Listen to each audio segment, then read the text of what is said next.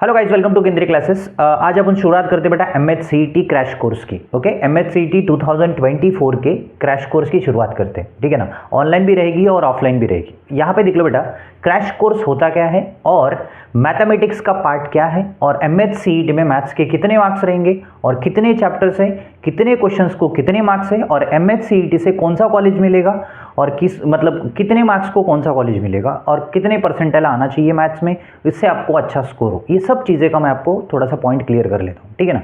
सबसे पहली बात ये आती है बेटा, MHCET 2024 आपके पास टाइम बहुत कम है, 45 डेज के आसपास है। तो 45 डेज में आपको टोटल 25 चैप्टर्स करने हैं, ठीक है ना। तो देख लेना यहाँ पे क्या होता है, मैं पूरा डिटेल बताता हूँ MHCET, ठीक है बेटा। MHCET का मतलब आपको महाराष्ट्र के अंदर ही इंजीनियरिंग कॉलेज में एडमिशन मिलता है इससे, ठीक है। महाराष्ट्र के अंदर ही मिलता है, ये महाराष्ट्र के लिए ही MHCET बनी जाती है, ठीक है ना, ओनली महाराष्ट्र में। और महाराष्ट्र में जितने भी इंजीनियरिंग कॉलेज है, गवर्नमेंट रहने दो प्राइवेट रहने दो, ये सब CET के अंडर आते हैं। ओके, तो आप अगर अच्छे मार्क्स आते हैं तो आपको टॉप का कॉलेज मिलेगा, थोड़ी बहुत अच्छी मेहनत करते हो गवर्नमेंट कॉलेज मिलेगा। डिपेंड करता है कि आपको अगर अच्छा कॉलेज चाहिए तो आपको इसमें स्कोर अच्छा करना पड़ेगा। ओके, तो सबसे पहले सर MHCET का जो पेपर पैटर्न है वो क्या है पहले बताओ, ठीक है ना। तो देखो बेटा, सबसे पहले मैथ्स में आपको पता है इसके 3 सब्जेक्ट है, ठीक है। मैथ्स के आपको 50 क्वेश्चन रहेंगे, एक क्वेश्चन को 2 मार्क, टोटल 100 मार्क्स मैथ्स के, ठीक है। और उसके बाद फिजिक्स के आपको 50 question, each question carry on 1 mark, total 50 marks, ठीक है। और केमिस्ट्री की अगर मैंने बात की तो केमिस्ट्री में भी सेम बेटा, 50 question, each question carry on 1 mark, total 50 marks. तो यहाँ पे टोटल मार्क्स आ गए बेटा 200। तो आपको पता लग रहा है कि इसमें सबसे ज़्यादा मार्क्स किसके, मैथ्स की।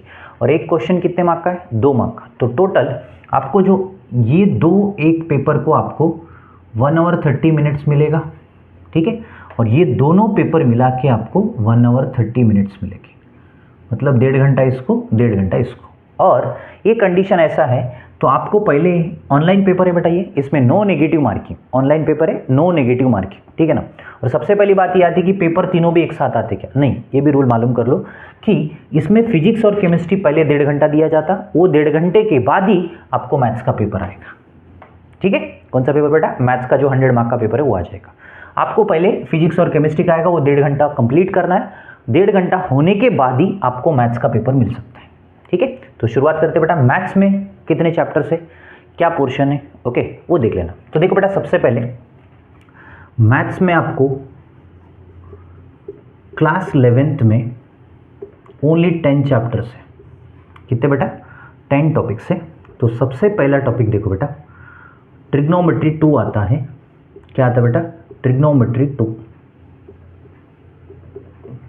ये महाराष्ट्र बोर्ड के टेक्स्ट बुक के हिसाब से पोर्शन है, याद रख लेना।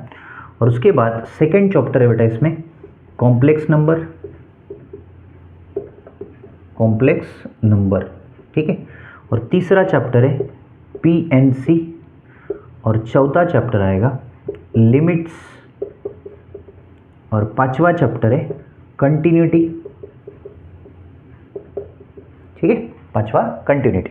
उसके बाद 6th चैप्टर है बेटा आपके पास इसमें प्रोबेबिलिटी और 7th चैप्टर आएगा फंक्शन, 8th चैप्टर है स्ट्रेट लाइन और 9th चैप्टर है सर्कल और 10th चैप्टर है मेजर्स ऑफ डिस्पर्शंस। इसको स्टैटिस्टिक्स भी बोल सकते हैं अपन।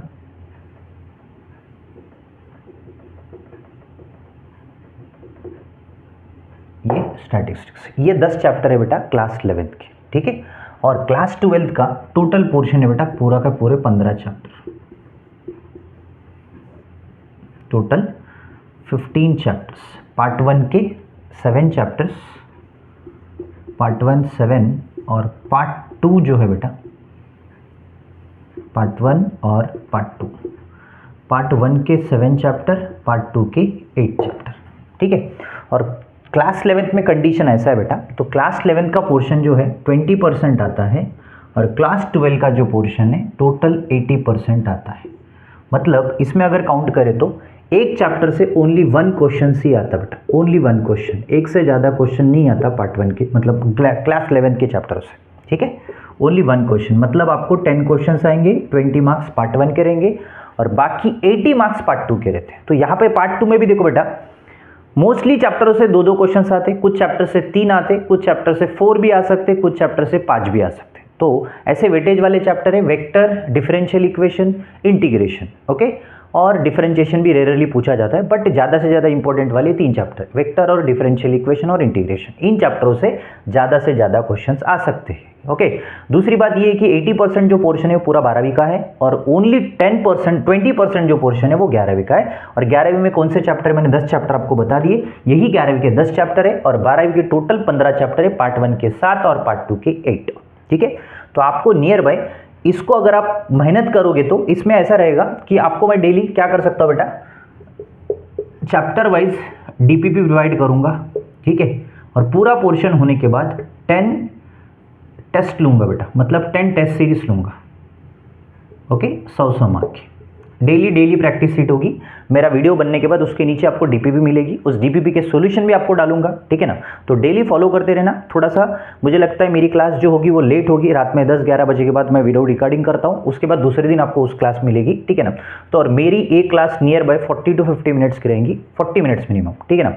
क्योंकि आज से जो है ये बस आपको इंट्रोडक्शन दे रहा हूँ कि सीईटी क्या होता है। ओनली इसमें इंजीनियरिंग कॉलेज के एडमिशन होते हैं महाराष्ट्र के अंडर ही, ओके, महाराष्ट्र के बाहर नहीं जाएंगे, ठीक है। तो आपको यहाँ पर अच्छी मेहनत करनी है, because we don't have time बहुत कम है अपने पास। और जो अपने पेपर कैसे लिखे क्या लिखे उसके बारे में मत सोचो, अभी कॉन्संट्रेट ऑन 45 डेज। जितनी मेहनत करे अपने लिए अच्छा है, अच्छा कॉलेज मिलेगा, ओके, और अच्छा प्लेसमेंट मिलेगा। अच्छा कॉलेज मिला तो अच्छा प्लेसमेंट मिल सकता, नहीं तो फिर आपका ही नुकसान होगा, ठीक है। अगर आप प्राइवेट कॉलेज में जाओगे तो वहाँ पे फीस बहुत भरनी पड़ेगी, तो इसलिए प्लीज़ रिक्वेस्ट है 45 डेज थोड़ा सा कॉन्सेंट्रेट करो। मैथ्स पोर्शन थोड़ा ज़्यादा है और फिजिक्स केमिस्ट्री का जो पोर्शन है 50-50 मार्क का है, तो मैथ्स को आपको ज़्यादा फोकस करना पड़ेगा। 2=1 है, ठीक है ना। तो आपको मैथ्स 2 सब्जेक्ट फिजिक्स केमिस्ट्री पढ़ने के बाद आपको मैथ्स इसके बरोबर आता, तो मैथ्स के 100 मार्क है, फिजिक्स केमिस्ट्री के 50-50 है। तो रिक्वेस्ट है, आप कुछ भी करो, क्या करते मेरे को नहीं पता, बट आपको ये जो 45 डेज है मतलब एकदम भारी जानी चाहिए, मेहनत बहुत करनी चाहिए, दिन रात कुछ भी नहीं, आपको पढ़ाई करनी है बस, ओके। ये 45 डेज अगर आप अच्छे करते हो तो आपको आगे तकलीफ नहीं होती, ठीक है। अच्छा कॉलेज मिलेगा, अच्छा प्लेसमेंट मिलेगा, हर चीज़ पे आपको प्रॉब्लम नहीं रहेगी। अगर आपको इंजीनियरिंग में कॉलेज बरोबर नहीं मिलेगा तो आपका स्ट्रगल स्टार्ट हो जाता, क्योंकि प्रॉब्लम ये आती कि प्लेसमेंट बरोबर नहीं रहता वो कॉलेज में, प्लेसमेंट नहीं रहा तो फिर आपको बाहर जाके जॉब्स के लिए ढूंढना पड़ेगा, तो वैसा पॉसिबिलिटी बहुत बेकार की है, मतलब बहुत मेहनत लगती है बेटा, 1-2 साल टाइम वेस्ट होता, जो आपकी इंजीनियरिंग 22 में खत्म होने के बाद आप बाकी 1-2 साल मेहनत करनी पड़ती, बाहर जाके कोई एक्स्ट्रा कोर्सेज करने पड़ते या फिर इंटर्नशिप करनी पड़ती कोई जगह, तब जाके आपको जॉब मिलता। अगर आपको कॉलेज अच्छा मिलेगा वहाँ से आपको प्लेसमेंट्स मिलते। तो इसलिए प्लीज़ रिक्वेस्ट है 45 डेज बहुत ज़्यादा मेहनत करो, आपको जितना चाहिए उतना हम सपोर्ट करेंगे, आपको हर चीज़ का डीपीपी मिलेगा, उसके सॉल्यूशंस मिलेंगे। डाउट है तो आप मुझे कमेंट करके बता सकते हैं, सर ये चैप्टर रिपीट करो, तो वो चैप्टर मैं रिपीट करता हूँ, ठीक है। तो मैथ्स का यही कहानी है बेटा, इसके सिवा कुछ भी नहीं है मैथ्स में, टोटल इतना ही एमएच सीईटी के लिए यही पोर्शन है मैथ्स का, ठीक है। और इतना ही पोर्शन आपको करना है, सबसे पहले 12th करेंगे, उसके बाद 11th करेंगे, ठीक है, क्योंकि 12th पे ज़्यादा फोकस करते, 12th का पोर्शन ज़्यादा है और 11th का पोर्शन 10 ही चैप्टर है और पोर्शन भी कम है, वहाँ पे एक चैप्टर से एक ही क्वेश्चन है, ठीक है। Thank you.